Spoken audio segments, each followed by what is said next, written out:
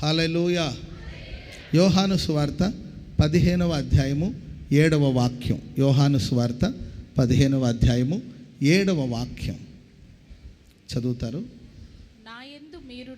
నాయందు మీరును మీ యందు నా మాటలు నిలిచి ఉండిన ఎడల మీకేది ఇష్టమో దాన్ని అడగండి, అది మీకు అనుగ్రహించబడుతుంది. చెప్పండి కూడా దేవునికి స్తోత్రం చెప్పండి.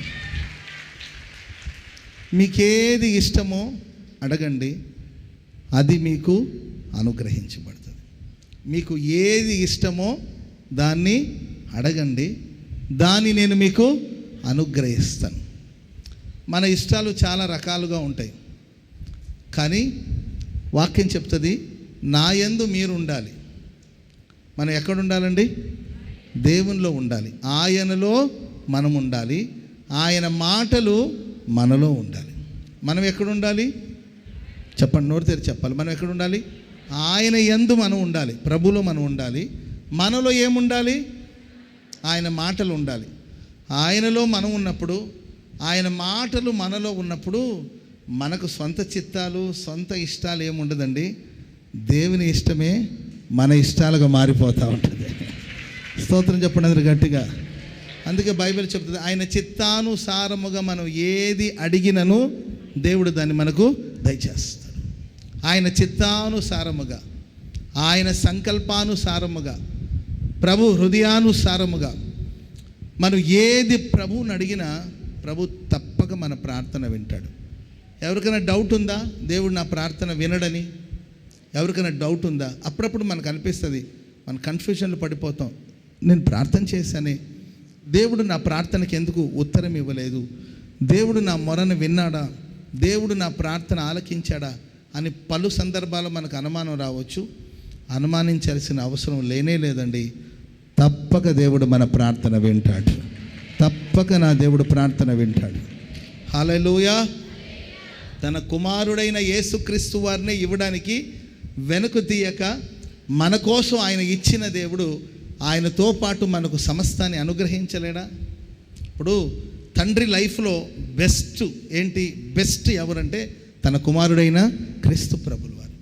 తన లైఫ్లో ఏంటంటే దేవుడు బెస్ట్ అనుకున్న తన కుమారుడనే మనకు ఇవ్వడానికి సందేహించకుండా తన కుమారుడైన క్రీస్తు ప్రభులు వారిని మన కోసం దయచేసిన దేవుడు ఆయనతో పాటు సమస్తాన్ని మనకిస్తాడు.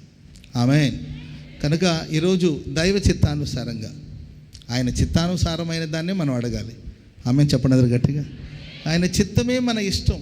ప్రభువా, నీ చిత్తమును జరిగించుటకు నేను వచ్చి ఉన్నాను. నీ చిత్తమే నా ఇష్టం, నీ ఇష్టమే నా ఇష్టం. ఆమేన్ చెప్పండి గట్టిగా. హల్లెలూయా. కొన్నిసార్లు ఇద్దరు మనుషులు కలిసినప్పుడు అతని ఇష్టం వేరుగా ఉంటుంది, ఈమె ఇష్టాలు వేరుగా ఉంటుంది. ఆ భర్త ఇష్టాలు వేరుగా ఉంటుంది, భార్య ఇష్టాలు వేరుగా ఉంటుంది. వాళ్ళు కలిసి కొంతకాలం ప్రయాణం చేసిన తర్వాత భర్త ఇష్టమే భార్య ఇష్టాలుగా మారిపోతుంది, భార్య ఇష్టాలే భర్త ఇష్టాలుగా మారిపోతుంది. వేరు వేరు ఉండదన్నమాట. అదేవిధంగా ప్రభుతో కలిసి మనం ఉన్నాం కనుక ఆయన చిత్తమే మన ఇష్టాలు, ఆయన సంకల్పానే మనం నెరవేరుస్తాం. మీకు ఇష్టమేదో అడగండి, వాటన్నిటిని నేను ఇస్తానని ప్రభు చెప్పాడు. Praise the lord. కనుక ప్రార్థన చేసేటప్పుడు మీరు చూడండి, కోర్టులో ఒక సమస్య ఉంది. ఆ సమస్య గురించి మాట్లాడేటప్పుడు లాయరు వాదించేటప్పుడు ఏది పడితే అయ్యా కొంచెం దయ చూపించి నా క్లయింట్ని కాపాడండి అని అడగడు. దయ చూపించాలి మీరే పెద్ద మనసు చేసుకొని, ప్రైజ్ ది లార్డ్, కొంచెం పెద్ద మనసు చేసుకొని ఎట్టట దయ చూపించి హత్యలు చేశాడు, నరహత్యలు చేశాడు, దుర్మార్గంగా ప్రవర్తించాడు. దయచేసి లాయర్ గారు మీ మనసు ఎంతో, జడ్జి గారు మీ మనసు ఎంతో విశాలమైనది కనుక మీరు వారికి న్యాయం చేయండి అట్లా అడుగురు. ఏంటండి, కొన్ని సెక్షన్స్ ఉంటాయన్నమాట. దాన్ని కోడ్ చేసి పలానా సెక్షన్ ప్రకారం నాకు సంబంధించిన ఈ క్లయింట్ అనేవాడు నిర్దోషి కనుక గ్రంథంలో ఏంటండి న్యాయానికి సంబంధించిన గ్రంథంలో మరి పలానా సెక్షన్లో ఇలా రాయబడింది కనుక దాన్ని బట్టి మీరు న్యాయం చేయమని అడుగుతారు. అదేవిధంగా దేవుని సన్నిధిలో మనం ప్రార్థించేటప్పుడు కూడా, దేవా దయచేసి కొంచెం చూడు నాయనా, కొంచెం చూడు ప్రభువా అని కాకుండా దేవుని వాక్యం ఉంది కదండి మనకు, ఆ వాగ్దానాలన్నిటినీ చేతపట్టి మనం ప్రార్థన చేస్తున్నప్పుడు తప్పక దేవుడు మన మనవిని దేవుడు ఆలకిస్తాడు. ఆమె చెప్పండి అందరూ గట్టిగా హల్లెలూయా, హల్లెలూయా. మనకు అనారోగ్యం వచ్చింది, ఏదో ఒక వాక్యం చెప్పండి చూద్దాం, ఎలా ప్రార్థన చేద్దాం. అనారోగ్యం ఉంది, చెప్పండి. నిన్ను స్వస్థపరిచి యెహోవా నేనే అన్నావు కదా, మరి ఎవరు స్వస్థపరచాలి నన్ను? నీవేగా చెప్పావు, స్వస్థపరచు. హల్లెలూయా. ఇంకా నీ గాయాలలో, నీవు పొందిన గాయాలలో స్వస్థత ఉందని లేఖనాలు రాయబడింది కదా ప్రభువా, ఆ సెక్షన్ ప్రకారం, ఆ వాక్యం ప్రకారం నన్ను స్వస్థపరచండి. ఆమెను చెప్పండి గట్టిగా. మనకి ఏదైనా ఫైనాన్షియల్ ప్రాబ్లం, ఇబ్బందులు, కొరతలు ఉన్నప్పుడు వెంటనే సింహపు పిల్లలైనా లేమి కలిగి ఆకలిగొని ఉంటుందేమో, కానీ నిన్ను ఆశ్రయించిన వారికి ఏ మేలు కొదవై ఉండనిరదని మరి వాక్యంలో రాయబడి ఉంది కదా. ఆ వాక్య ప్రకారంగా నా కొరతలు కొదవలన్నిటిని తీర్చేసే సర్వ సమృద్ధిని నాకు దయచేయండి, దయచేయండి. హల్లెలూయా. మనసంతా గజిబిజిగా చిరాగ్గా ఉండి ఎటడి జుట్టు పీక్కోవాలనిపిస్తూ ఉంటుంది, తలకాయ బండకేసి కొట్టుకోవాలనిపిస్తుంటుంది, మనశ్శాంతి ఉండదు, నెమ్మది ఉండదు. వెంటనే మనం మోకరించి ప్రభుత్వంలో నా శాంతిని మీకు అనుగ్రహిస్తానని చెప్పారుగా, ఇవ్వండి శాంతి. Praise the lord. వాక్యాన్ని చేతపట్టి మనం ప్రార్థన చేసినప్పుడు యేసు ప్రభు అన్నాడు, ఒక అన్యాయస్తుడైన వ్యక్తి వెళ్ళి మాటికి వాడు అన్యాయస్తుడు, అతడు దేవుని భయం లేదు, మనుషుల మీద ప్రేమ లేదు. ఒక అన్యాయస్తుడైన మనిషి దగ్గరికి వెళ్ళి మాటికి ఆ విధవరాలు బ్రతిమాలుకుంటే, సర్లే ఏంటి ఆమె కంప్లైంట్ ఏంటి, ఆమె సమస్యలు ఏంటని న్యాయం తీర్చేశాడు కదా. ఒక అన్యాయస్తుడే న్యాయం తీర్చగలిగితే మనం ఆరాధిస్తున్న దేవుడు నీతిగల న్యాయాధిపతి అయిన దేవుడు, మనకు త్వరగా న్యాయం తీర్చగలిగిన దేవుడు, న్యాయం తీర్చగలిగిన దేవుడు. వాక్యం చెప్తుంది, నా యందు మీరు ఉండండి, మీ యందు నా మాటలు ఉంచండి, అప్పుడు మీరు ఏది అడిగినా మీకు ఇష్టమేదో దాన్ని అడగండి, దాన్ని నేను మీకు అనుగ్రహిస్తాను. స్తోత్రం చెప్పండి అందరూ గట్టిగా హల్లెలూయా. మన చిత్తాన్ని దేవుని చిత్తానికే రుద్దకూడదు, అర్థమైందండి? ప్రభుకు మనం ఆలోచనలు చెప్పకూడదు, వాక్యాన్ని బట్టి మనం ప్రార్థించాలి. ఒక బ్రదర్ నా దగ్గరికి వచ్చాడు, ఆయన మాట్లాడుతూ, అయ్యా నా భార్య అసలు ప్రభు నమ్ముకోలేదండి, అసలు దేవుడు అంటే అస్సలు ఆమెకి గిట్టదండి, అందుకొరకు పాస్టర్ గారండి ప్రార్థన చేయండి, దేవుడి వారం లోపల ఆమె కాళ్ళు చేతులు విరిచేసి ఆమెకు బుద్ధి చెప్పి ఆమెను చర్చికి తీసుకురావాలి అటు ప్రార్థన. దేవుడు ఏమైనా రౌడీనా అండి? కాళ్ళు చేతులు ఇరిచి మన ఆలోచన ప్రభుకు చెప్పడం కాదు. ఆసక్తి ఉంది మనకు కుటుంబం రక్షించబడాలని, దాని గురించి మనం ఏం చేయాలంటే వాక్యాన్ని, ఎన్నెన్నో శ్రేష్టమైన వాక్యాలు ఉన్నాయి, వాటన్నిటిని మనం చేతబట్టి ప్రభుత్వంలో ప్రార్థన చేస్తే ప్రభు కార్యం చేస్తాడు. అబ్రహాము దేవుని అడిగాడు సొదొమ గొమొర్రా పట్టణాన్ని గురించి. ఆ పట్టణం నశించిపోతుందనే వార్త దేవుని ద్వారా అబ్రహాముకు తెలిసినప్పుడు అబ్రహాం ఏమని ప్రార్థన చేశాడంటే, చదవండి ఆ మాట, 18వ అధ్యాయం, ఆదికాండం 18వ అధ్యాయం 23వ వచనం. అప్పుడు అబ్రహాము సమీపించి ఇట్లా నేను దుష్టులతో కూడా నీతిమంతులను నాశనము చేయుదువా? ఆ పట్టణంలో ఒకవేళ 70 మంది నీతిమంతులు, చూడండి, దుష్టులతో పాటు నీవు నీతిమంతులను కూడా నశింప చేస్తావా? ఆ పట్టణంలో ఒకవేళ 50 మంది నీతిమంతులు ఉంటే, దానిలో ఉన్న 70 మంది నీతిమంతుల నిమిత్తం ఆ స్థలమును నాశనము చేయక కాయవా? ఆ చొప్పున చేసి దుష్టులతో కూడా నీతిమంతులను చంపుట నీకు దూరమగునుగాక. నీవు నీతిమంతులను చంపుట నీకు దూరమగునుగాక. నీతిమంతుని దుష్టునితో సమముగా చేయట నీకు నీతిమంతులు దుష్టులు ఇద్దరిని సమానంగా చేయడం అనేది అది మంచిది కాదు. సర్వలోకమునకు తీర్పు తీర్చేవాడు న్యాయం, నువ్వు సర్వలోకానికి తీర్పు తీర్చేవాడు న్యాయం చేసేవాడు కదా అని దేవునికి చెప్పి ప్రార్థన చేస్తుంటే, 50 మంది ఉంటే కాపాడుతావా, 40 మంది ఉంటే కాపాడుతావా, 30 మంది ఉంటే కాపాడుతావా, 20 మంది ఉంటే కాపాడుతావా, అయ్యా మరొకసారి అడుగుతున్నా 10 మంది, ఇలా అడుగుతూ ఉంటే దేవుడు అనుకున్నాడు, అబ్రహామా నీవు ఎందుకు ఎన్ని మాట్లాడుతున్నావో నాకు తెలుసు, కానీ నీకు ఆ 50 మంది 30 మంది గురించి కాదు, కానీ లోతు ఉన్నాడు కదా, దాని గురించి కదా నీవు ప్రాధాన్యపడుతున్నావు, లోతును కాపాడుతాను. ఆమెను చెప్పండి అందరు గట్టిగా. మన హృదయంలో ఉన్నదాన్ని ప్రభు తెలుసుకొని, ప్రియులారా, మన హృదయ వాంఛన ప్రభు తీర్చేదేవుడు కనుక ఈరోజు దైవ చిత్తానుసారమైనదే మన ఇష్టాలు, మనం ఏదైతే ఇష్టపడతామో, మనం ఏదైతే ప్రభుత్వంలో ఎదురు చూస్తామో, దాని ప్రభుత్వంలో మనం అడిగినప్పుడు మనం ఆరాధిస్తున్న దేవుడు మనం అడిగిన దాన్ని మనకు అనుగ్రహించునుగాక. మనం అడిగిన దాన్ని ప్రభు మనకు అనుగ్రహించునుగాక.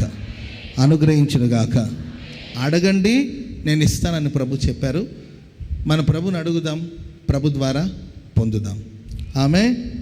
హల్లెలూయా.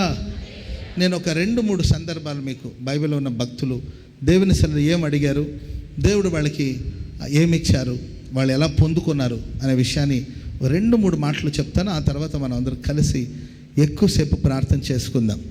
కీర్తనల గ్రంథం 27వ కీర్తన 4వ వచనం. కీర్తనల గ్రంథం 27వ కీర్తన 4వ వచనం. యెహోవా యొద్ద ఒక వరమును అడిగి తిని దానినే నేను వెదకుచు ఉన్నాను. ప్రసన్నతను నేను చూడాలని, ఆలయములో ధ్యానించాలని, జీవితకాలమంతా మందిరములో నేను నివాసం చేయాలని కోరుకుంటూ ఉన్నాను. హల్లెలూయా. ఒకే ఒక వరమును అడిగాను. దేవుడు ప్రత్యక్షమై, బాబు, పాప, అమ్మ, కుమారుడా, కుమారి, నీకేం కావాలని ప్రభు అడిగితే మనమేం అడుగుతాం?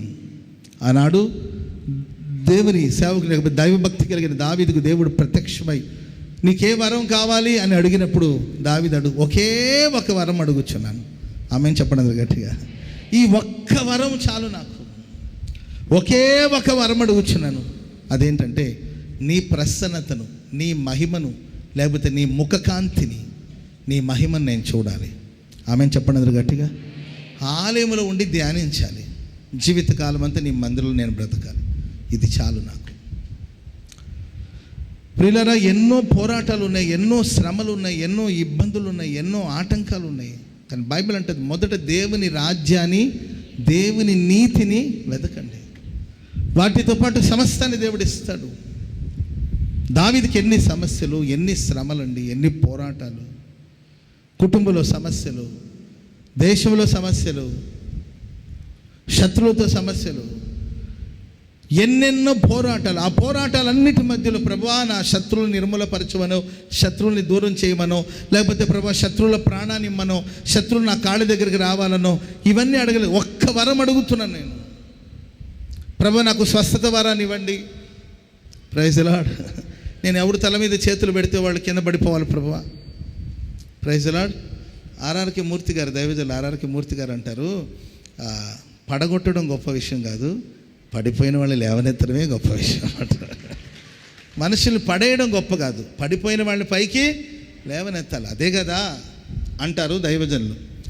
ప్రేమైన వల్ల నేను ఎవరు ప్రార్థన చేస్తానో వాళ్ళు పడిపోవాలి. ఎందుకు పడిపోవాలి చెప్పండి? స్వస్థత పొందితే సరిపోతుంది కదా. కనుక ఏంటండి, నాకేదో స్వస్థత వరం కావాలనో అని కాదండి, ఒక వరం అడుగుతున్నాడు దావీదు భక్తుడు. అదేంటంటే నీ ముఖం చూడాలి, నేను నీ ప్రసన్నతను నేను చూడాలి, నీ మహిమను నేను చూడాలి, నీ ఆలయములో నేను ధ్యానించాలి.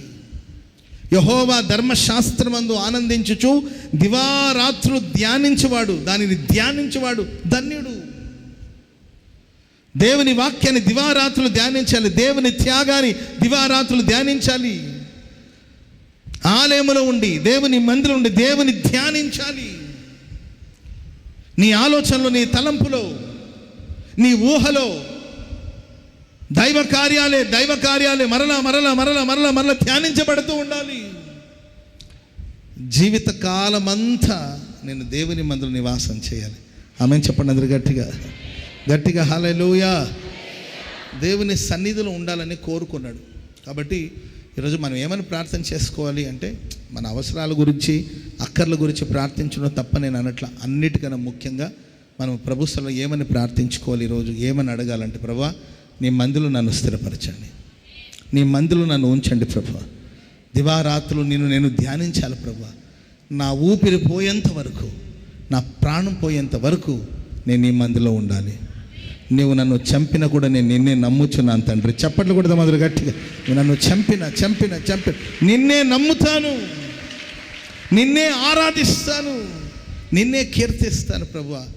ఇలాంటి ఒక చక్కని వరం దేవుని ప్రజెన్స్లో, దేవుని సన్నిధిలో, దేవుని తోడు కలిగి మనం ఉండడం ఎంతైనా అవసరం. చూడండి, పరిశుద్ధ గ్రంథంలో మోషే మృతి పొందిన తర్వాత ఆ బాధ్యతలన్నీ కూడా యెహోషువ మీద పెట్టడం జరిగింది. యెహోషువ కొంచెం దిగులుగా, కొంత భయంగా, సమస్యలు ఎలా ఎదిరించాలో అర్థం కాని పరిస్థితుల్లో ఆయన సేవ జీవితం, లేకపోతే ఆయన నాయకత్వం ఆరంభించబడిన దినాలు మనం చూస్తున్నాం. ఆ సమయంలో దేవుడు ప్రత్యక్షమై అంటారు, నేను మోషేకు తోడే ఉండినట్లు నీకును తోడే ఉంటాను. నీ బ్రతుకు దినములంటే ఏ మనుషుడిని ఎదుట నిలవలేరు. దేవుడు వాగ్దానాలు చేశారు. ప్రియులారా, తన జీవితంలో ఆయన మొట్టమొదటిగా ఎదుర్కొన్న పోరాటం, సమస్య ఏంటంటే యోర్దాను దాటాలి. ఏం దాటాలండి? చెప్పాలి, ఏం దాటాలి? ఇప్పుడు నడిపించడానికి ఒకరోజు సముద్ర పాయలైందంటే మోషే ఉన్నాడు. Praise the Lord. మన్నా కురిసిందంటే అప్పుడు మోషే ఉన్నాడు. నాయకుడు ఉన్నప్పుడు, నడిపించేవాడు ఉన్నప్పుడు, ఫ్యామిలీ పరంగా చూసుకుంటే నాన్న ఉన్నప్పుడు మనం తిని పడుకుంటాం అంతేక. ఆయన ఎక్కడి నుండి తెచ్చాడో, ఎలా తెచ్చాడో ఈ వివరాలు మనకు తెలియదు. ఏంటంటే అమ్మ ఉన్నప్పుడు ఉదయాన్నే లేచి మనం బ్రెడ్ ఆమ్లెట్ వేసుకోవాల్సిన అవసరం ఉండదు. ఆమె ఎప్పుడు లేచిందో, ఎప్పుడు పిండి నానబెట్టిందో, ఏంటంటే ఎప్పుడు మిక్సీ చేసి పెట్టుకునిందో, ఎప్పుడు గ్రైండర్కి వేసి పెట్టిందో, ఎప్పుడు పచ్చడి నూరిందో తెలియదండి.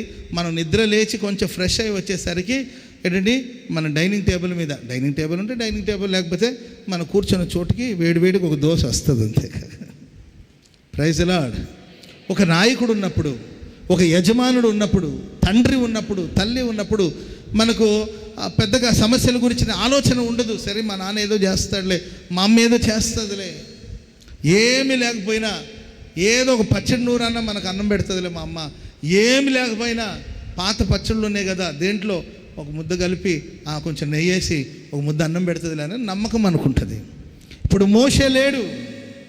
సరే, మోషే పోతూ పోతూ పోతూ మోషే చేతిలో ఉన్న చేతి కర్ర ఉంది కదండి, మోషే చేతి కర్రని, యెహోషువ నేను పోతున్నాను నాన్న, ఇదిగో ఈ ఆయుధాన్ని చేత పట్టుకొని, నేను ఈ కర్రను చేత పట్టుకొని సముద్రాన్ని పాయలు చేశాను, నైల్ నదిని రక్తముగా మార్చాను, ఈ కర్రతోనే ఎన్నో అద్భుతాలు జరిగింది, ఇది దేవుని కర్ర.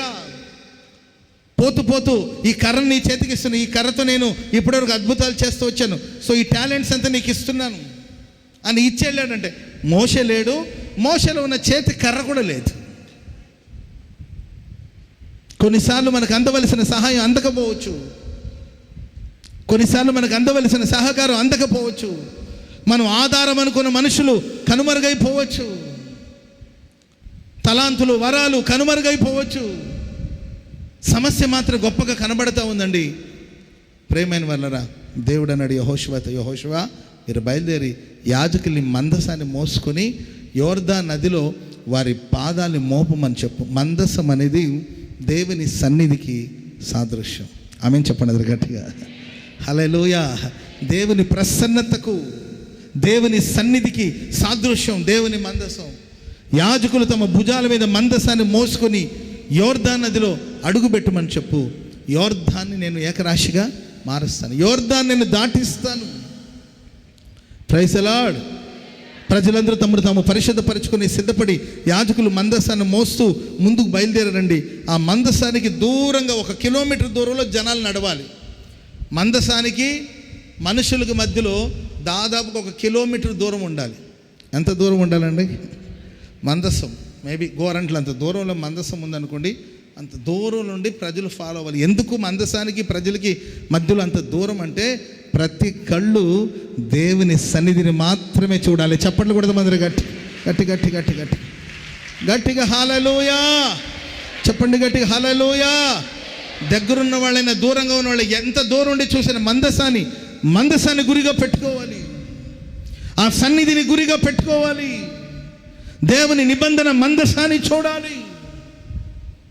ఈరోజు మనం ఏం అడగాలి? నీ సన్నిధిని మేము చూడాలి ప్రభువా, నీ మహిమను మేము చూడాలి.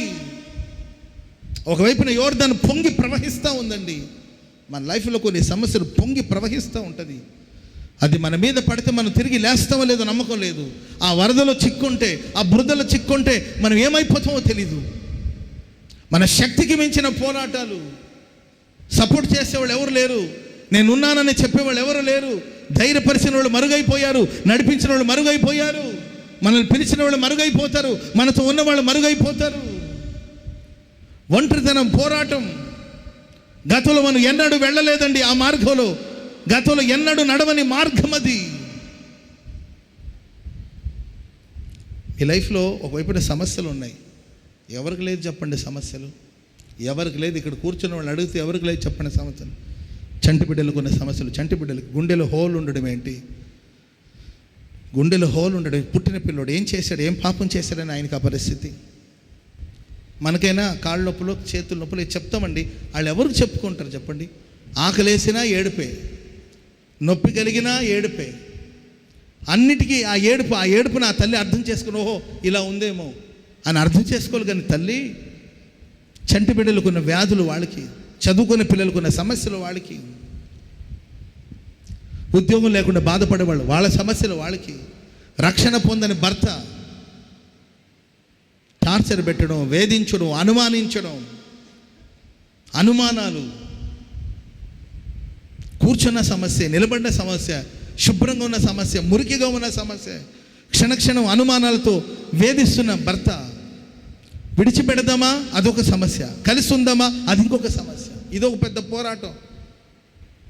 విడిచిపెట్టి విడాకులు తీసుకుని ఒంటరిగా బతుకుదామంటే అదొక సమస్య. కలిసి కాలమంతా ఇతంతో బ్రతుకుదామా అదొక సమస్య. సరే ఫైట్ చేద్దామా, పోరాడి గొడవ చేద్దామంటే పిల్లల ముందు పోట్లాడలేని పరిస్థితి. పిల్లలు ఏమనుకుంటారు? ఇలా ఎవరికి లేదండి సమస్య. పురుషులకున్న బాధ్యత ఆయనకి ఎట్టి అప్పుల బాధలు, రుణ బాధలు, శ్రమపడి సంపాదించే కష్టాలు ఆయనకుంటుంది. ఇంట్లో పోరాడే స్త్రీలకుండే కష్టాలు వాళ్ళకుంటుంది. పోరాటాలు ఎవరికి లేదు, శ్రమ ఎవరికి లేదు. ప్రతివాని జీవితంలో యోర్దాను పొంగి ప్రవహిస్తుందేమో. కానీ ఈ ప్రశస్త రాత్రి నేను నీతో చెప్తున్నానండి, ప్రేమైనవరా, నీవు సమస్యలు చూడొద్దు, దేవుని ప్రసన్నతను మాత్రమే చూడు. చప్పట్లు కూడా మొదలుగా దేవుని ప్రసన్నతను చూడు, ప్రసన్నతను చూడు, ప్రసన్నతను చూడు, మహిమను చూడు, దేవుని ముఖమును చూడు, మందసాన్ని చూడు. బలసూచకమైన మందసంతో ప్రభు దిగి రావాలని, ఆ మందసం మీద నా దృష్టి నిలపాలని దేవుని వైపు నువ్వు చూడగలిగితే ప్రియులారా ప్రభు కార్యం చేస్తాడు.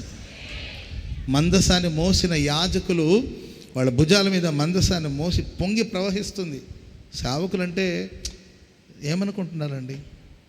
ప్రైజ్ ది లార్డ్, హల్లెలూయా. మొదటి అడుగులు ఎవరు పెట్టాలండి? యోర్దాను నదిలో. అది ఎంత లోతుగా ఉందో మనకు తెలీదు. మీకు అర్థమైందండి? అది ఎంత లోతుగా ఉందో తెలీదు. ఫస్ట్ ఎవరు వెళ్ళాలి? ఒకరు దాటారనుకోండి, నెక్స్ట్ వాళ్ళు ఈజీగా రావచ్చు. ఫస్ట్ ఎవరైతే అడుగు పెట్టాలి అదే కదా. కానీ వాళ్ళు యెహోషువ నాయకత్వంలో, యెహోషువ మాటకు లోబడి నిబంధన మందసాన్ని తమ భుజాల మీద మోసి వాళ్ళ అడుగులు తీసి యోర్దాను నదిలో ఉంచితే, ఇలా చెప్తారు బైబిల్ పండితులు చెప్తారు, ఆ యోర్దాను నది అంతా గోతులుగా ఉంటాయి, గుంటలుగా ఉంటాయి. మీకు తెలిసిన విషయాలు కదండి. ఇసుక అవన్నీ తవ్వేస్తున్నారనుకోండి, ఈత కొట్టడానికి వెళ్ళిన పిల్లలు ఏమవుతారు? ఆ ఇసుక గోతులు తవ్వుంటారు, దాంట్లో పడిపోయి చనిపోయే ప్రమాదాలు ఉంటుంది. ఆ యోర్దాను నది అంత గోతులుగా ఉన్నాయన్నమాట. ఎక్కడ గొయ్యి ఉందో తెలీదు, ఎక్కడ నుయ్యి ఉందో తెలీదు, ఎక్కడ లోతుందో తెలీదు. వాళ్ళు మందసాన్ని తీసుకుని వాళ్ళు అడుగు పెట్టగానే ప్రియులరా, మొట్టమొదటిగా ఆ గొయ్యి కిందకి దిగిపోయింది కదండి, ఆ నేల పైకి వచ్చిందంట. చప్పట్లు కూడా అందరు గట్టిగా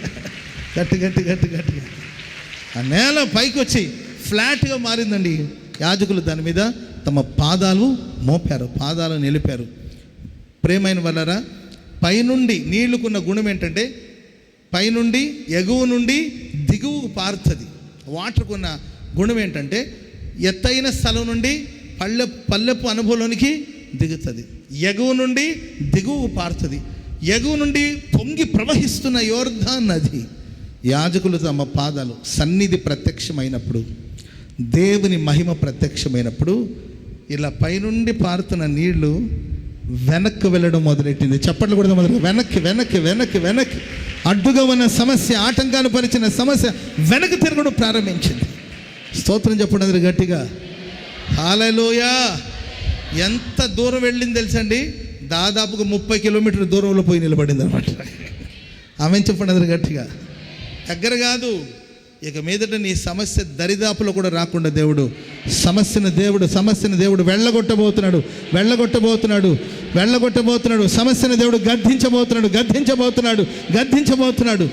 దూరంగా నిలబడి చూస్తుంది సమస్య. ఆమెను చెప్పండి గట్టిగా.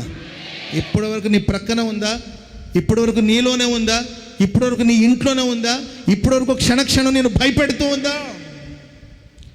ఇప్పటివరకు నీ గుండెలో వేదనను కలిగిస్తుందా? సన్నిధిని అడుగు. నీ సన్నిధి కావాలా? నీ ప్రసన్నత కావాలి. ఆలయంలో నేను ఉండాలి, నిన్ను నేను ధ్యానించాలి, ఇది చాలు ప్రభు నాకు అని నీవు కోరుకోగలిగితే సమస్యలు చూడాల్సిన అవసరం లేదండి, సమస్యలు సద్దుమణిగిపోతుంది అంతే. హల్లెలూయా, హల్లెలూయా. కాబట్టి దేవుని బిడ్డలారా, సమస్యలన్నిటికీ ఒక ముగింపు దేవుడు పలకబోతున్నాడు. ఆరిన ఏంటండి ఆ శ్రేష్టమైన నేల మీద ఆ యోర్దాను నదిలో వాళ్ళు దాటుకుంటూ అవతలికి వెళ్ళగలిగారు. సో అది ఎంతటి సమస్యలైనా వాటన్నిటి మీద నా దేవుడు నీకు జయం అనుగ్రహించునుగాక, జయం అనుగ్రహించునుగాక, జయం అనుగ్రహించునుగాక, జయం అనుగ్రహించునుగాక. ఇంకా కొంచెం సబ్జెక్ట్ లోపలికి వెళ్ళాలంటే మందస్సులో ఏమేమి ఉన్నాయండి? ఒకటి రాతి పలకలు. రాతి పలకలు అంటే దేవుని మాట. ఆమేన్ చెప్పండి గట్టిగా. హల్లెలూయా. సన్నిధిలో ఎవరైతే ఉంటారో వాళ్ళకి దేవుని మాట ఉంటుంది, దేవుని వాగ్దానం ఉంటుంది. Praise the lord. రెండవదిగా చిగురించిన అహరోను కర్ర, ఇది దేవుని శక్తికి సాదృశ్యం. ఆమె దేవుని శక్తి అక్కడ, దేవుని శక్తి అక్కడ ప్రస్తావించబడింది, ప్రయోగించబడింది. నీళ్లు లేదు, నేల లేదు, ఏంటండి వేర్లు లేవు, నీళ్లు లేవు, ఎరువు లేదండి. ఒక్క రాత్రిలో అహరోను కర్ర చిగురించి పుష్పించి బాదాము పండ్ల కలదు. మరి ఒకసారి చిగురు వస్తుంది, ఆ తర్వాత పుష్పిస్తుంది, ఆ తర్వాత ఫలాలు అన్నీ కలగలుపుకొని ఒకే రాత్రిలో. ఆమె చెప్పండి అందరు గట్టిగా. ఎవ్వరి సపోర్ట్ అవసరం లేదు, ఎవ్వరి సహకారం అవసరం లేదు. నేల యొక్క సహాయం లేకుండా ఒక మొక్క మొలుస్తుందా చెప్పండి? నేల సహాయం లేకుండా, నీటి యొక్క వాసన లేకుండా, నేల యొక్క మట్టి యొక్క సహాయం లేకుండా ఒక మొక్క మొలుస్తుందంటే కష్టం కదా. నీళ్ళైనా ఉండాలి, మట్టి అయినా ఉండాలి.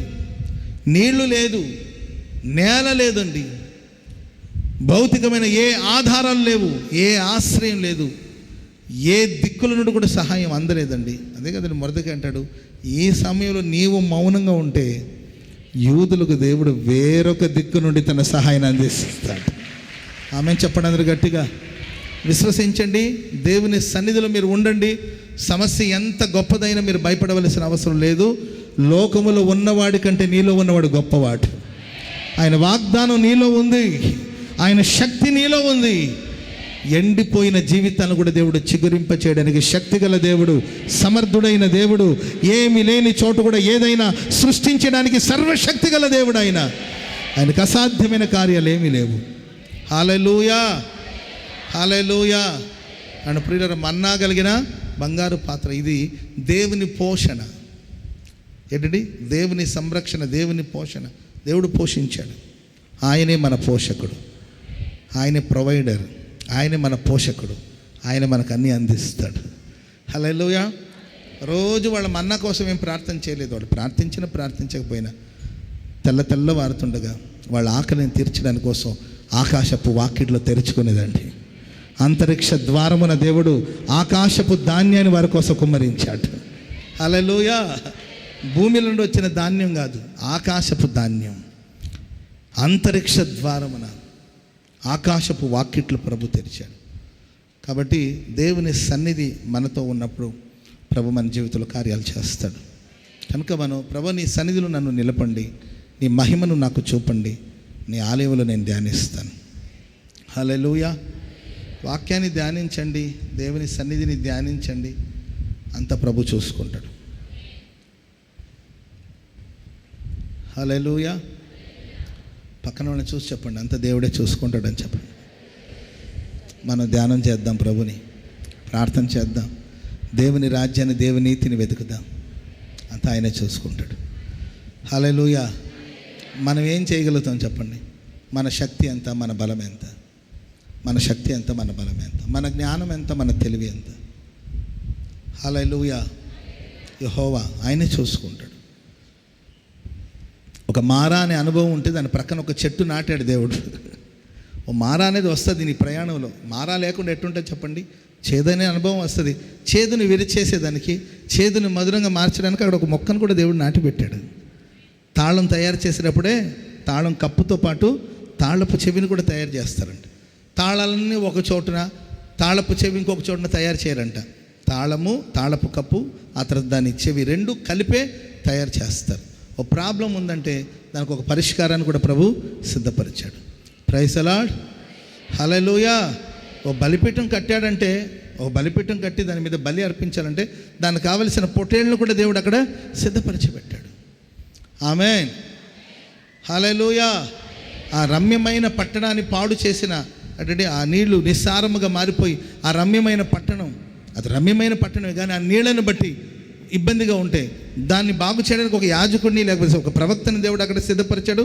ఒక పాత్రలో ఉప్పును దేవుడు సిద్ధపరిచాడు. ఈ ఉప్పు తీసి ఆ నీళ్లలో వేయడమే పని, అంతేక ఆ నీళ్లు మధురంగా మారిపోయింది. ఆమేన్ చెప్పండి అది గట్టిగా, హల్లెలూయా. కాబట్టి ఆయన ప్రసన్నతలో మనం ఉందాం. ప్రభుని అడగండి, ప్రభు క్షణమైన నన్ను విడిచి నువ్వు దూరంగా ఉండొద్దు. ఆమె నీ ముఖం ఎప్పుడు నాకు కనబడతా ఉండాలి. హల్లెలూయా. నీ ముఖం నాకు చాటు చేయదు ప్రభు. దావీదుకి ఎన్నో పోరాటాలు కానీ ఆయన ప్రసన్నతలో ఉన్నాడు. కీర్తనల గ్రంథం 2వ మాట, కీర్తనల గ్రంథం 2వ అధ్యాయము 8వ వచనం. నన్ను అడుగుము, జనములను నీకు స్వాస్థ్యముగాను భూమిని దిగంతముల వరకు సొత్తుగాను ఇస్తాను. నన్ను అడుగు, జనములను నీకు స్వాస్థ్యముగా ఇస్తాను, భూమిని దిగంతముల వరకు, భూ దిగంతాల వరకు సొత్తుగా ఇస్తాను. ఆమేన్ చెప్పండి అందరూ గట్టిగా, హల్లెలూయా. నన్ను అడగండి, నేను మీకు జనాల్ని ఇస్తాను. ఆమేన్, హల్లెలూయా. గుంటూరు జనాభా ఎంత? జనాభా లెక్కలు రాసేవాళ్ళు ఎవరు లేరా? ఏంటండి? Praise the lord. ఏంటండి? మనం అడగాలి ప్రభుని. సరే, ఆంధ్ర రాష్ట్రంలో ఉన్న జనాభా ఎంత? ఎన్ని లక్షలు, ఎన్ని కోట్లు? 5 ఓకే. ఆంధ్ర జనాభా 5 కోట్ల మంది. మనం ప్రార్థన చేద్దాం. జనములను దేవుడు మనకు స్వాస్థ్యముగా ఇవ్వబోతున్నాడు. భూ దిగంతాల వరకు. బ్రదర్ కొంచెం ఫీడ్బ్యాక్ పెంచరా? భూ దిగంతాల వరకు దేవుడు సొత్తుగా దయచేయునుగాక. ఎకరాలు కొనమని నేను చెప్పట్లా, అర్థమైందండి? అమ్మో అన్నయ్య ఇక చెప్పాడు, ఇక భూ దిగంతాల వరకు ఇస్తారంట అమరావతిలో, మనకు ఒక 10 ఎకరాలు ఈ ప్రభు. కేవలం మనం ఉన్న ప్రాంతాలు కాదండి, భూమి యొక్క దిగంతాల వరకు. ఇక అటు తర్వాత భూమి లేదనమాట. ఆ భూమి యొక్క దిగంతాల వరకు దేవుడు మనకు సొత్తుగా దయచేయునుగాక.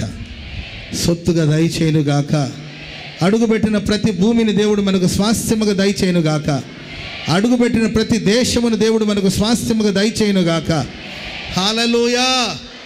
భూమి అంటే భూమి కాదండి, ఆ భూమి మీద ఉన్న జనులు. దేవుని కోసం మనుషుల్ని మనం సంపాదించాలి. దాన్ని అడగాలి. ప్రభువా, ఒక భక్తుడు ఇలా ప్రార్థన, దేవా నువ్వు నాకు ఆత్మల్ని ఇవ్వండి, లేకపోతే నా ఆత్మను తీసేసుకోండి. నా సేవకు, నా ప్రాణానికి ప్రతిగా జనములను నాకు ఇవ్వండి. నశించిపోతున్న ఆత్మలను నేను రక్షించి నీ రాజ్య వారసులుగా మార్చాలి. ఆత్మలు ఇవ్వండి. ఒకవేళ నీవు నాకు ఆత్మలు ఇవ్వకపోతే నా ఆత్మను తీసేయండి. Praise the lord. ఇంకొక భక్తుడు అంటాడు, ప్రభువా నన్ను అరిగిపోనివ్వు కానీ తుప్పు పట్టనివ్వకు.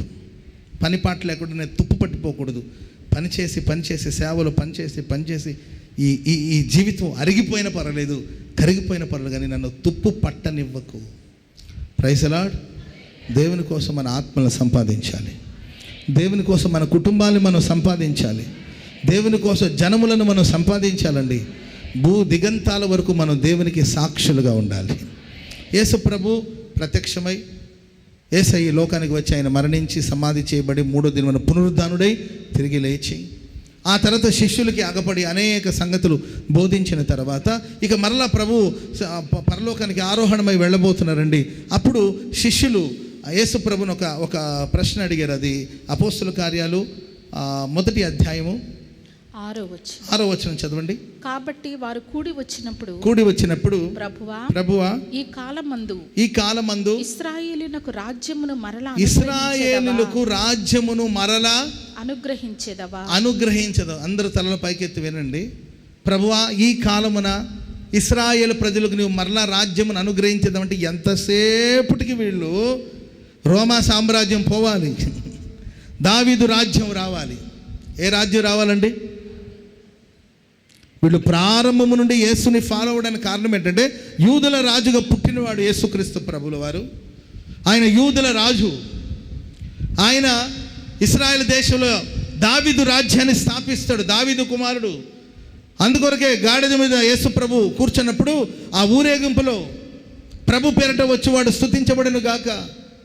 దావీదు కుమారుడా జయము జయం అంటే దావీదు రాజ్యం మరలా రావాలి, రోమా రాజ్యం పోవాలి, రోమా సామ్రాజ్యపు బానిసత్వం నుండి విడుదల పొందాలి అని పోరాడేవాళ్ళు. యేసుప్రభు రాజ్య స్థాపన చేస్తాడని అందరూ వచ్చి ఆయనతో ఎందుకు చేరారంటే, యేసుప్రభు ఒక పార్టీ పెట్టాడు. Praise lord. ఆ పార్టీలో మనమందరూ కూడా మెంబర్షిప్ తీసుకొని దాంట్లో మనం కొంతకాలం ఆయనతో ఫాలో అయితే పీటర్కి ఒక మినిస్ట్రీ ఇస్తాడు, ఆ తర్వాత యోహానికి ఒక మినిస్ట్రీ ఇస్తాడు, ఆ తర్వాత యూదా ఇస్కరియోతికేమో ఏంటండి ఏ మినిస్ట్రీ అది ఏంటండి ఫైనాన్స్ మినిస్టర్గా పెడతాడు ఆయన్ని. అట్లాని ఒక్కొక్కరు ఒక్కొక్క మినిస్ట్రీ ఇస్తారేమో మనకని చెప్పి ఆయన ఫాలో అవుతూ వచ్చారు. కానీ యేసు ప్రభు చెప్తానే వచ్చారు, నా రాజ్యం భూ సంబంధమైన రాజ్యం కాదు, నా రాజ్యం భూ సంబంధమైన రాజ్యం కాదు, నా రాజ్యం పర సంబంధమైన రాజ్యము అని బోధించినప్పుడు కూడా మరి వీళ్ళు ఏం విన్నారో ఏమి గ్రహించారో తెలియదండి. ఆయన మరలా ప్రత్యక్షమైనప్పుడు అంటారు, అయ్యా ఇప్పుడైనా మరి ఎక్కడ మన పార్టీ ఆఫీస్ ఎక్కడ మన పార్టీ ఆఫీస్ ఎక్కడ, ఎప్పుడు ప్రారంభిస్తున్నావు పార్టీని? పిచ్చి మొక్కల్లాగా ఉన్నారు కదా. నేను పార్టీని స్థాపించడానికి రాలేదు. ఒక పిఎం ఉన్నాడు అనుకోండి. ఇప్పుడు మన భారతదేశపు ప్రధానమంత్రి ఎవరండి? నరేంద్ర మోడీ గారు. వారికి మన భారతదేశంలో మాత్రమే అధికారం ఉంటుంది. అమెరికా వెళ్ళి అక్కడ ఏమైనా చేయాలంటే వీలు పడదు. ఎందుకంటే ఆయనకి ఈ భారతదేశంలో మాత్రమే వారికి అధికారం ఉంటుంది ఏదైనా చేయాలన్నా. సరే, అమెరికా సంబంధించిన అధ్యక్షుడు ఉన్నాడండి, ఆయనకు అమెరికాలో మాత్రమే అవకాశం ఉంటుంది. చైనా నడిపించే వాళ్ళు ఉన్నారండి, ఆ చైనాలో మాత్రమే వాళ్ళకి అధికారం ఉంటుంది. కానీ మనం ఆరాధించే దేవుడికి ఒక రాష్ట్రం కాదు, ఒక దేశం కాదండి, సర్వలోకానికి ఆయన చక్రవర్తి చక్రవర్తి చక్రవర్తి చక్రవర్తి చక్రవర్తి. హల్లెలూయా. ఆయన రాజ్యము భౌతికమైన రాజ్యం కాదు, ఆయన రాజ్యం ఆత్మీయ రాజ్యం. ఆయన రాజ్యాల్లో యుద్ధాలు ఉండవు, ఆయుధాలు చేతబట్టి యుద్ధాలు చేయరు, మనుషుల్ని చంపి వాళ్ళ శవాల మీద రాజ్యాన్ని స్థాపించాడు. ఆయన తను తానే బలిగా అర్పణగా అర్పించుకొని తన రక్త ప్రోక్షణ ద్వారా పాపం నుండి విడిపించి ఒక పరిశుద్ధమైన రాజ్యాన్ని ప్రభు స్థాపిస్తాడు. ఆ రాజ్యానికి హద్దులు లేవు. స్తోత్రం చెప్పండి అందరూ గట్టిగా. అప్పుడు దేవుడు అంటాడు, నేను భూ సంబంధమైన రాజ్యాన్ని స్థాపించట్లేదు, దేవుని రాజ్యాన్ని స్థాపిస్తున్నాను. ఇదిగో నేను వెళ్ళి పరిశుద్ధాత్మను మీకోసం పంపిస్తాను. పరిశుద్ధాత్మ వచ్చేంత వరకు మీరు కనిపెట్టి ప్రార్థించండి. ఆ ఆత్మ వచ్చినప్పుడు మీరు శక్తిని పొందుకుంటారు. అప్పుడు యెరూషలేములోను, యూదాయాలోను, సమరయాలోను భూ దిగంతాల వరకు మీరు సాక్షులై ఉండబోతున్నారు. భూ దిగంతాల వరకు సాక్షులై ఉండబోతున్నారు. స్తోత్రం చెప్పండి గట్టిగా. హల్లెలూయా. సాక్ష్యం అంటే కేవలం అయ్యా నాకు కడుపు నొప్పి వచ్చింది తగ్గింది, ఆ ప్రమాదాలు వచ్చింది తగ్గింది, ఇవన్నీ కూడా ప్రభు చేసిన ఉపకారాలు మేలులు. ఇవే కాదండి. ఇవి కాకుండా దేవుని కొరకు మనం సాక్షులమై ఉండాలి. ఆది అపోస్తలుల రోజులు వాళ్ళు ఇచ్చారు కదండి, మీరు నజరేయుడైన యేసుక్రీస్తును చంపారు, దేవుడు ఆయన మరణం నుండి తిరిగి లేపాడు, దానికి మేము సాక్షులము. యేసయ్య జీవిస్తూ ఉన్నాడు అనేదానికి నేనే సాక్షినని మనం నిలబడగలగాలి. ఆమెను చెప్పడం గట్టిగా. సువార్త అంటే ఏంటండి? సువార్త అంటే అదేదో పెద్ద అన్న ప్రార్థనలు పెట్టండి అన్న, నేను సువార్త చెప్పాలనుకుంటున్నాను అని వస్తుంటారు కొంతమంది. బాగా ప్రార్థనలు పెట్టండి అన్న, నేను సువార్త చెప్పాలంటాడు. సువార్త అంటే ఏంటి? సువార్త అంటే ఏంటి? ప్రకటించవలసిన సువార్త అంటే ఏంటి అంటే, యేసు ప్రభు ఈ లోకానికి వచ్చాడు, మనందరి కోసం ఆయన మరణించాడు, తిరిగి లేచాడు, ఇప్పుడు సింహాసనం మీద కూర్చున్నాడు, ఆయన నమ్మిన వారందరికీ నిత్య జీవాన్ని ఇస్తాడు. ఇదే సువార్త. ఆమెను చెప్పండి గట్టిగా. దీనికి ప్రిపరేషన్ కావాలా? చెప్పండి. యేసు ప్రభు ఈ లోకానికి మనందరి కోసం మరణించాడు, తిరిగి పునరుద్ధానుడై లేచాడు, ఇప్పుడు సింహాసనం మీద కూర్చున్నాడు, ఆయన నమ్మిన వాళ్ళందరికీ నిత్య జీవని. ఇదే సువార్త. హల్లెలూయా. ఇది భారమైన విషయమా? ఇది కష్టమైన విషయమా? దీనికి ప్రాక్టీస్ కావాలా? దీన్ని మనం రాసుకోవాలా? దీన్ని బైబిల్ కాలేజీలో వెళ్ళి మనం నేర్చుకోవాలా? అవసరం లేదు. సింపుల్. సువార్త ఏంటండి? ఆయన మన కోసం ఈ లోకానికి వచ్చాడు, మనందరి కోసం ఆయన మరణించాడు, పునరుద్ధానుడై తిరిగి లేచాడు, ఇప్పుడు తండ్రి సింహాసనమున కుడివైపున కూర్చున్నాడు. ఆయన ఎవరెవరైతే నమ్ముతారో వారందరికైనా నిత్య జీవం దయచేస్తాడు. హల్లెలూయా. ఇది సువార్త, ఇది వాక్యం. ఈ సువార్తను ప్రకటించే మనం, ఈ సువార్తను కలిగి ఉన్న మనం సాక్షులై జీవించాలంటే కేవలం ఈ వార్తను మాత్రం మన మనసులో నింపుకుంటే సరిపోలేదు, కానీ ఈ వార్తను మోసేవాడు, వార్తను ప్రకటించే వాళ్ళ క్యారెక్టరు, స్వభావాలు కూడా ఆశీర్వాదకరంగా ఉండాలి. హల్లెలూయా. చెప్పండి గట్టిగా, హల్లెలూయా. హల్లెలూయా. నీ పద్ధతిని బట్టి, నీ ప్రవర్తన బట్టి నీవు చెప్పే మాటలకు విలువ ఉంటుంది. ఆమె స్వార్థ చెప్పేవాళ్ళు, స్వార్థ చాలామంది చెప్తారు. ఇప్పుడు దైవజులు ఏసన్ గారు ఉన్నారు, దైవజులు ఏసన్ గారు వారి ఉపదేశాలన్నీ మనం విన్నాం.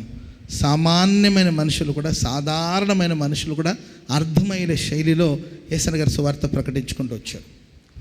లోతైన మర్మాలు ఏంటండి బోధించేవాళ్ళు మాకు సేవకులు కొడికిలో, అండ్ అప్పుడప్పుడు ఏంటంటే బైబిల్ స్టడీస్లో లోతైన మర్మాలు చెప్పేవాళ్ళు కదండి. చాలా వరకు ఏసన్ గారు ఏంటంటే సాధారణమైన అందరికీ అర్థమయ్యే శైలిలో వాక్యాన్ని ప్రకటించుకుంటూ వచ్చారు. కానీ వారి నోట ఉన్న ఆ మాటలకి వేలాది మంది ప్రజలు ఆకర్షించబడి, రక్షించబడి ప్రభులోనికి వచ్చారు. ఎందుకంటే జేసన్ గారు ఒక మహిమ కలిగిన పాత్రగా వాడబడ్డారు. ఆమె చెప్పండి గట్టిగా. మనం సాక్షిగా ఉండాలంటే ఒకటి వాక్యాన్ని మనం కలిగి ఉండాలి, వాక్యాన్ని కలిగి ఉండాలి. రెండవదిగా మన జీవితాలు కూడా మనం సరిగ్గా లేకుండా, మనం సరిగ్గా బ్రతకుండా, మన పద్ధతులు బాగలేకుండా, మా ప్రవర్తన బాగలేకుండా సువార్త ప్రకటిస్తాను, భూదిగంతాల వరకు నాకు స్వాస్థ్యముగా దయచేయమని అడిగితే ఆ ప్రయోజనం ఉండదు, లాభం ఉండదు. కాబట్టి ప్రియమైన వారారా, దేవుడు మనకిచ్చిన ఆ సువార్త దాన్ని ప్రకటిస్తూ భూదిగంతాల వరకు దేవుడు నేను ఒక గ్రామంలో ఉంచాలంటే ఆ గ్రామం అంతా నీ ద్వారా ప్రభు చెంతకు నడిపించబడాలి. మతాన్ని ప్రచారం చేయమని అనట్ల, మతాన్ని గురించో మందిరాన్ని గురించో కాదు ప్రచారం చేయాల్సింది.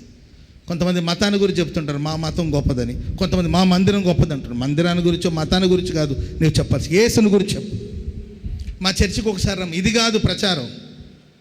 మా చర్చికి ఒకసారి రండి, మాది హోసన్న మందిరం, మాది చాలా పెద్ద మందిరం, పెద్ద పెద్ద ఫ్యాన్లు ఉంటుంది అక్కడ,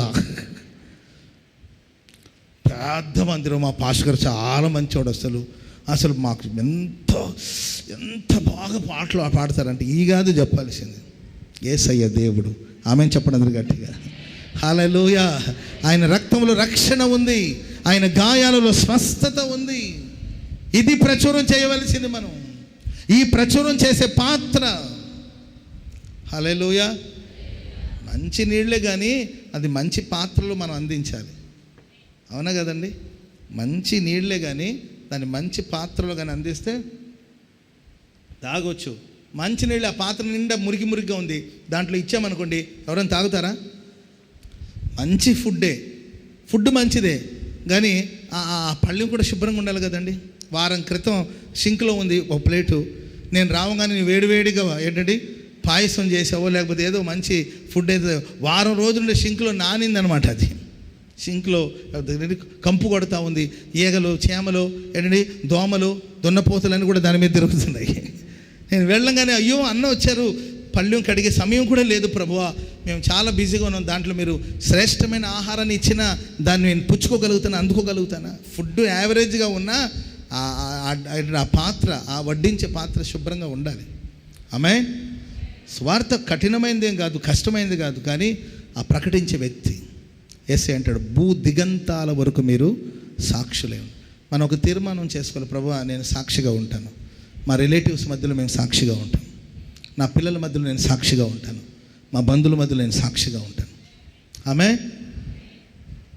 ఆటోలో పోయేటప్పుడు వాక్యం విని ఆటోలో పోయేటప్పుడు అమ్మో ఎంత టైం అయింది అసలు, చెప్పిందే చెప్పి అయ్యయ్యా అంటున్నావు అనుకో, నీ కొడుకు వింటుంటాడుగా, ఏం అర్థం కాదు ఆయనకి, ఎన్ని పనులు ఉంటాయి అసలు నాకు, చెప్పిందే చెప్పి అబ్బాబాబా తలనొప్పి వచ్చేసింది, అబ్బా వల్ల కాలేదు నాకు అసలు. అమ్మో, ఊపిరి వేరే ఆడలేదు. ఆ పక్కన ఒక ఆమె ఎవరో కూర్చున్నది, ఒకటే కంపు ఆ మనిషి దగ్గర.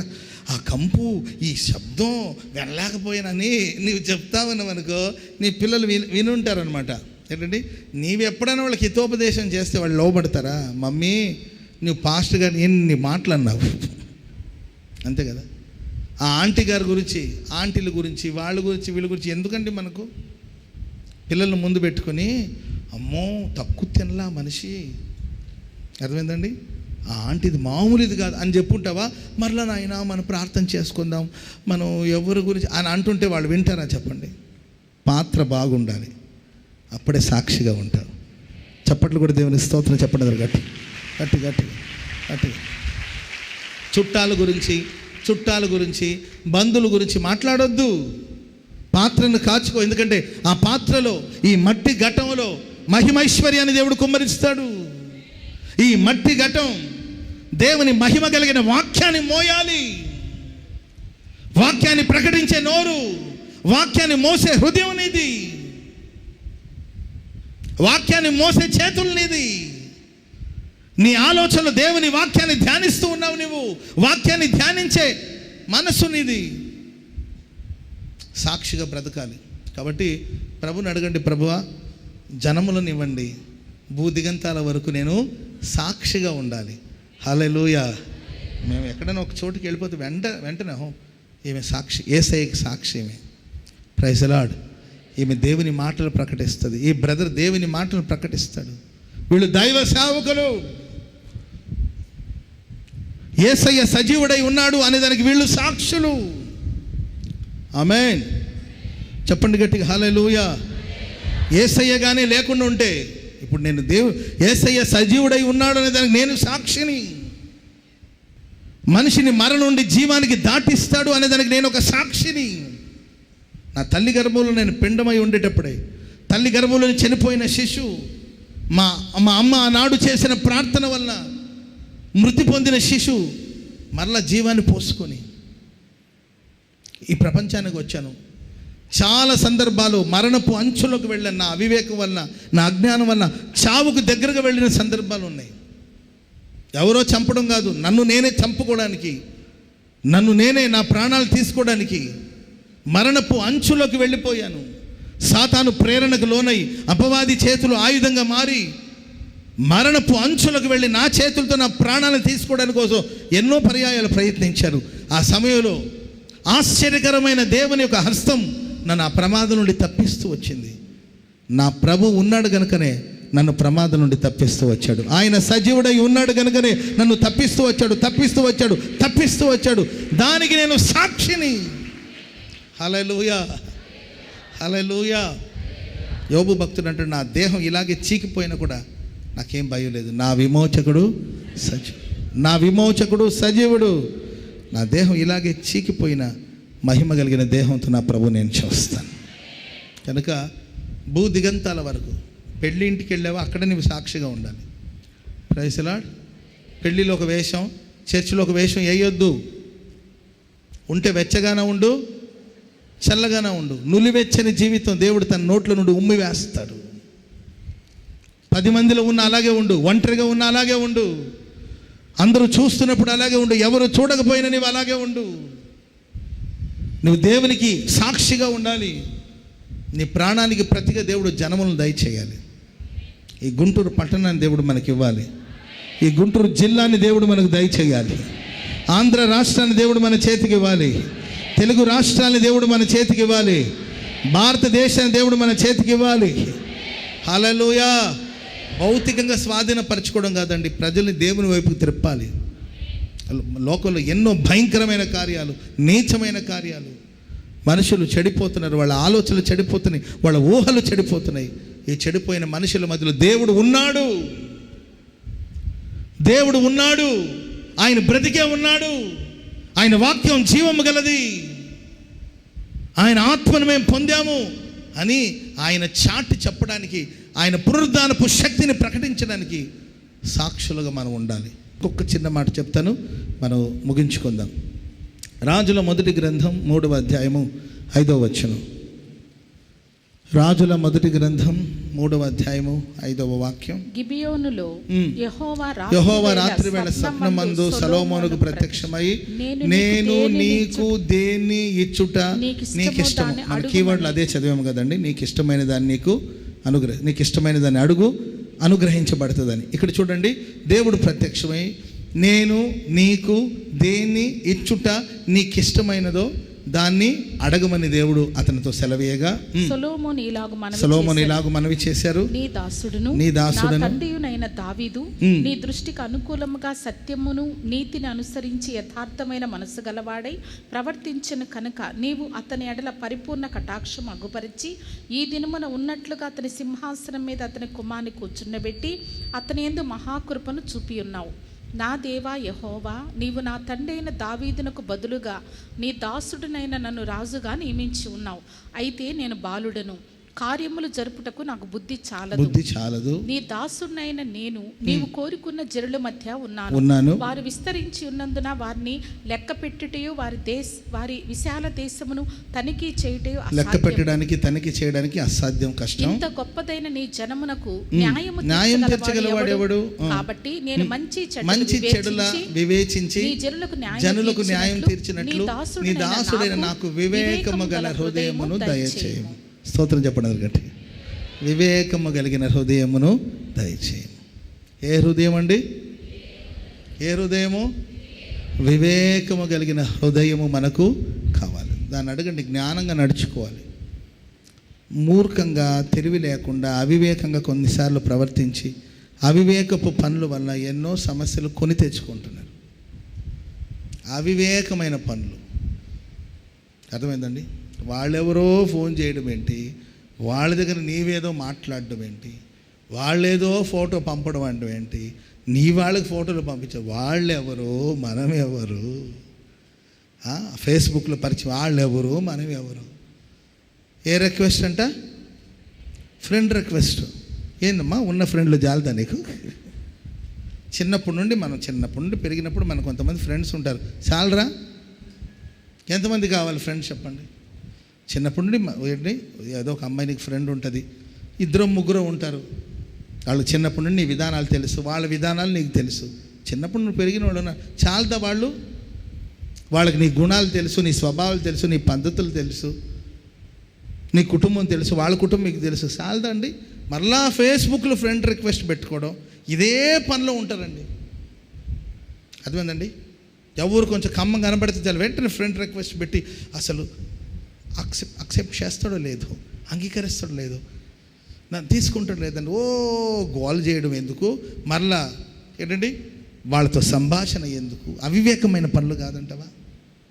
బుద్ధిహీనత కాదంటావా? దేవుడు ఒక కుటుంబాన్ని ఇచ్చాడంటే ఆ కుటుంబాన్ని నడిపించుకోవడానికి వివేకం కలిగిన హృదయం కావాలి. అడగండి, ప్రభు నాకు జ్ఞానం ఇవ్వండి, వివేకం కలిగిన హృదయాన్ని దయచేయండి. వివేకం కలిగిన హృదయం గల వారికి బోళ్ళని విషయాలు ఉంటాయండి.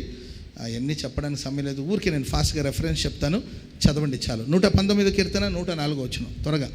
వివేకంగా ఉన్న వాళ్ళు ఎలా ఉంటారు? 119 కీర్తన 104. నీ ఉపదేశం వలన నాకు వివేకం, నీ వాక్యం వల్ల నాకు వివేకం కలిగింది, తప్పు మార్గాలన్నీ నాకు అసహ్యములాయను. ఒక మనిషిలో వివేకం వస్తే చెడు మార్గాన్ని అసహ్యించుకుంటాడు. చెప్పండి, పక్కన వాళ్ళని చూసి చెప్పండి. వివేకం మనకు వచ్చినప్పుడు చెడ్డ మార్గాల్ని మనం అసహించుకుంటాం. అది చెడు అన్న తర్వాత చిచ్చి అనాలి. Praise lord. అది చెడు అంటే చిచ్చి అనాలి తప్ప, అర్థమైందండి? కళ్ళు ప్రకాశిస్తే కొందరికి అంతే. అది చెడు, అది పాపం. నేను దేవునికి భయపడవాడను, ఈ దుష్కార్యాన్ని నేను చేయను, అసహించుకొని అక్కడ నుండి దూరంగా పారిపోయాడు. యవనస్తులారా జాగ్రత్తగా ఉండాలి. అసహ్యమైన కార్యాలు, నిషిద్ధమైన కార్యాలు, దుర్మార్గమైన కార్యాలు మిమ్మల్ని ఆకర్షిస్తుంది.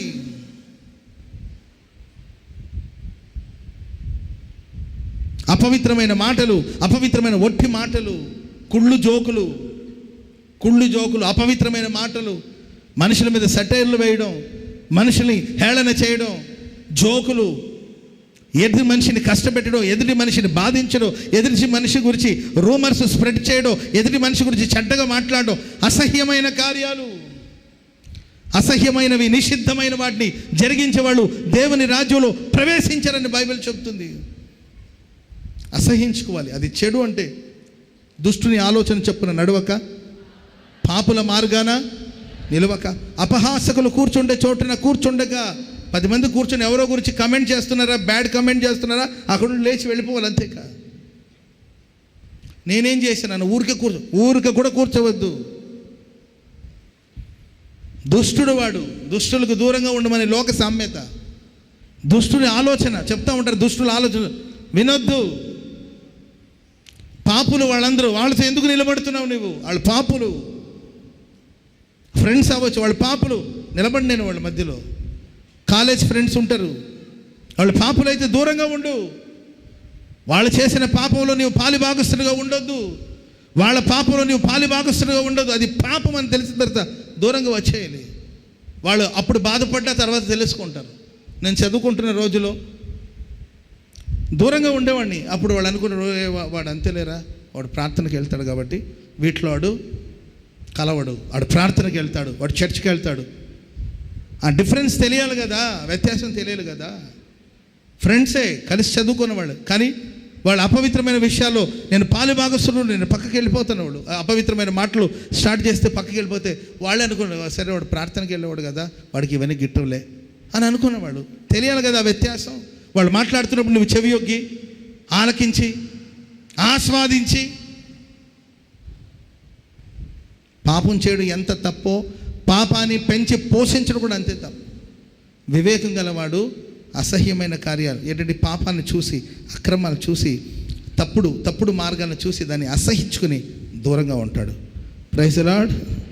చెప్పండి గట్టిగా హల్లెలూయా. సామెతల గ్రంథం 17వ అధ్యాయం 27వ వచనం. సామెతలు 17:27. త్వరగా. మితముగా మాట్లాడేవాడు తెలివి గలవాడు, కొంచెం తక్కువగా మాట్లాడేవాడు తెలివి గలవాడు, శాంతము గలవాడు వివేకము కలవాడు. ప్రశాంతంగా ఉంటాడు వివేకి. ఆమె చెప్పండి గట్టిగా. ఎందుకండి డిప్రెషన్లు ఎందుకు, ఫ్రస్ట్రేషన్ ఎందుకు, ఓవర్గా కోపంలో వెళ్తే చూడండి. కోపానికి పిచ్చికి మధ్యలో ఒక చిన్న నరమే ఉంటుందంట. వినండి, బ్రెయిన్లో. వింటున్నారా? కొందరు కనబడుతున్నారు, కొందరు కనబడట్లా. వినండి బ్రో, హలో, వినండి. వివేకం గల వాళ్ళు ఫోన్లో ఏదో సెర్చ్ చేస్తున్నారు, వెంటనే ఏదో చిన్న నరం ఉంటుందంట అని వెంటనే గూగుల్ అమ్మ తల్లి దగ్గరికి వెళ్ళి, మన బ్రెయిన్లో కోపానికి అండ్ పిచ్చికి మధ్యలో ఒక చిన్న నరం ఉంటుందంట. కోపపడుడి కానీ పాపం చెయ్యొద్దు అంటే దాని అర్థం ఏంటంటే ఒక చిన్న గీత ఉంటుంది అంతే, ఒక చిన్న నరం ఉంటుంది. ఆ కోపం కొంచెం ఓవర్గా ఆ గీత దాటింది అనుకోండి, అవతల ఇంకా పిచ్చి వచ్చేస్తుంది అనమాట. మెంట్లో వచ్చేసి జులపాలు పెంచుకొని, గడ్డం పెంచుకొని, అర్థమైందండి, చిరిగిపోయిన బట్టలు కట్టుకొని రోడ్ల మీద తిరుగుతూ ఉంటారు. ప్రైజ్ లార్డ్ సిస్టర్ అంటుంటారు. పిచ్చి ముదిరిపోతుంది. కాబట్టి శాంతంగా సమాధానంగా ఉండండి. Praise lord. సమాధానపు స్థితిని మనం కాపాడుకోవాలి. ఎందుకు ఊరికి ఫ్రస్ట్రేషన్ ఎందుకు? నరుని కోపం దేవుని నీతిని నెరవేర్చదు. నీ కోపం దేవుని. వివేకి అయిన వాడు ఏం చేస్తాడు తెలుసు? మౌనంగా ఉంటాడు, ప్రశాంతంగా ఉంటాడు. ప్రతిదానికి తొందరపడ్డు, ప్రతిదానికి స్పందించడు, ప్రతిదానికి కంగారు పడ్డు, ప్రతిదానికి మాట్లాడు, ప్రతిదానికి ఆవేశపడ్డు. అంత ఆవేశం మంచిది కాదు. అందుకే ప్రభు నాకు వివేకం కలిగిన హృదయాన్ని దయచేయండి. Praise the lord. చెప్పండి గట్టిగా హల్లెలూయా, హల్లెలూయా,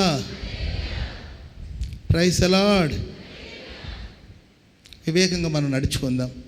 వివేకం కోసం ప్రభుత్వంలో మీలో ఎవరికైనా జ్ఞానం కొదువుగా ఉంటే నన్ను అడగండి, నేను ధారాళంగా దయచేస్తాను.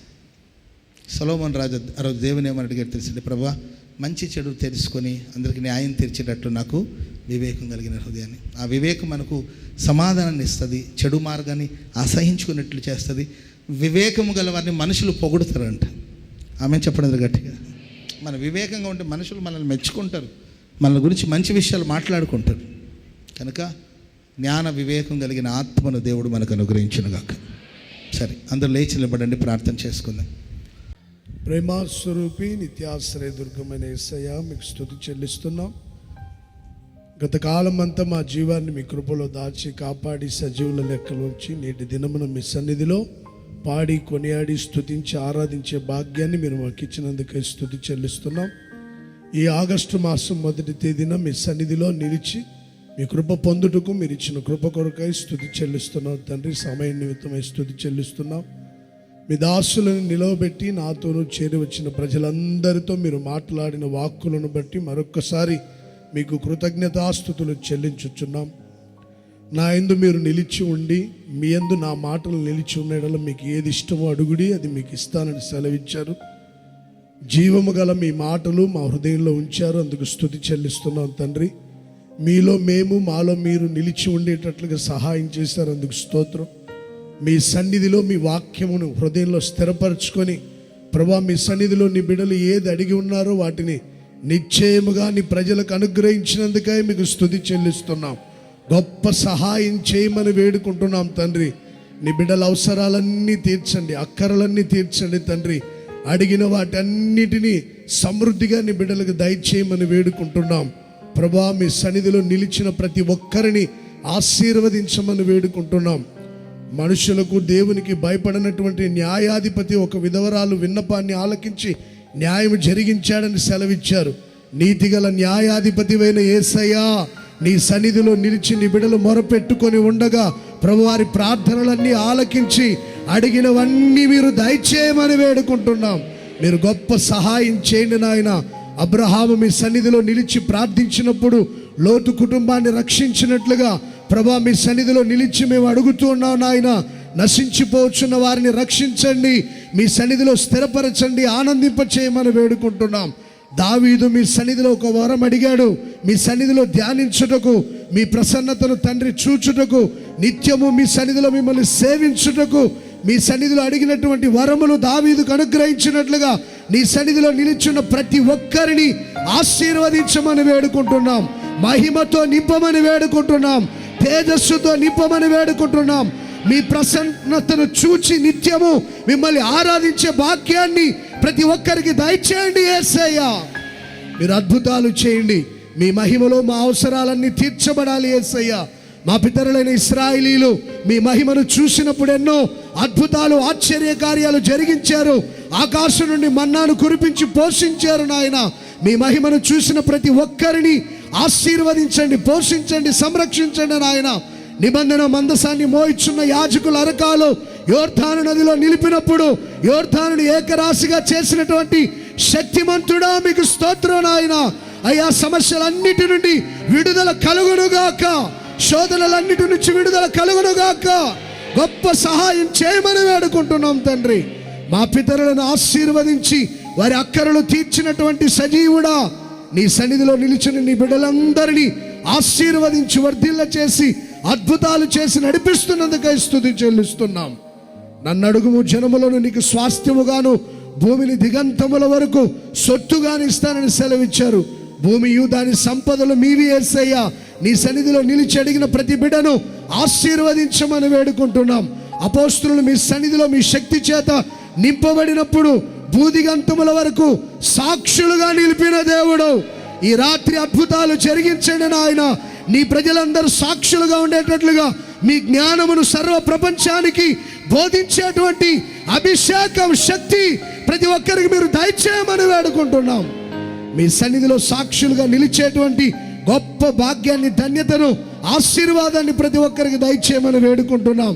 సొలొమోను మీ సన్నిధిలో జ్ఞాన వివేకములు అడిగినప్పుడు జ్ఞాన వివేకములను అనుగ్రహించినటువంటి శక్తిమంతుడా, మీ సన్నిధిలో నిలిచిన ప్రతి ఒక్కరికి జ్ఞానము దయచేయండి, వివేకము దయచేయండి, వివేకము గల ఆత్మతో నింపమని వేడుకుంటున్నాం తండ్రి. మీకు స్తోత్రం ప్రభా. మీ ఉపదేశమును ఆలకించినప్పుడు వివేకము కలుగుతుందని, చెడు మార్గాలన్నిటినీ అసహించుకునేటట్లుగా చేస్తుందని సెలవిచ్చారు. మీ వివేకము చేత నింపి పవిత్రమైన మార్గాల్లో నడిపించండి, పరిశుద్ధమైన మార్గాల్లో నడిపించండి. అపవిత్రత యేసు నామములో తొలగిపోవునగాక, పాపము తొలగిపోవునగాక, పరిశుద్ధత కలుగునుగాక. గొప్ప వివేచన చేత నింపి మా మాటలు, ప్రవర్తన పద్ధతులన్నీ పవిత్రముగా మార్చమని వేడుకుంటున్నాం. పరిశుద్ధమైన మార్గాల్లో మీరు నడిపిస్తున్నందుకై స్తుతి చెల్లిస్తున్నాం తండ్రి. శాంత గుణము గలవాడు వివేకి అని మీరు సెలవిచ్చారు. యేసయ్యా, మీ సన్నిధిలో వివేకాన్ని అడిగి పొందుకొని నిత్యము నెమ్మదితో, సమాధానంతో, సంతోషంతో ఉండనట్లుగా సహాయము చేసినందుకై మీకు స్తుతి చెల్లిస్తున్నాం. మీ దాసుల నుండి నోటి నుండి వచ్చిన ప్రతి మాట మా గుండెల్లో స్థిరపరిచి ఆశీర్వదించి అడిగిన వాటి అన్నిటినీ మా అందరికి సమృద్ధిగా అనుగ్రహించి మీ సన్నిధిలో స్థిరపరిచి వర్ధిల్ల చేసి మహిమగల మీ రాకడకు సిద్ధపరచండి తండ్రి. ఈ మాసమంతా అద్భుతాలు, ఆశ్చర్య కార్యాలు, గొప్ప కార్యాలు జరిగించి నవనూతనమైన మార్గాల్లో నడిపించి జ్ఞాన వివేకములు గల ఆత్మనిచ్చి మహిమగల మీ రాకడకు సిద్ధపరచమని నజరేయుడైన యేసు నామములో ప్రార్థించి వేడుకుంటున్నాం తండ్రి. ఆమేన్. మన తండ్రి అయిన దేవుని ప్రేమ, కుమారుడైన యేసయ్య కృప, పరిశుద్ధ ఆత్మ దేవుని యొక్క దీవెన, అన్యోన్య సహవాసం, ఆయన సన్నిధి సముఖం మనకు సకల కోటి పరిశుద్ధులకు యేసయ్య కృప సదాకాలం తోడైండి నడిపించునుగాక. ఆమేన్. హల్లెలూయా, హల్లెలూయా. అందరికీ వందనాలు. దేవునికి స్తోత్రం.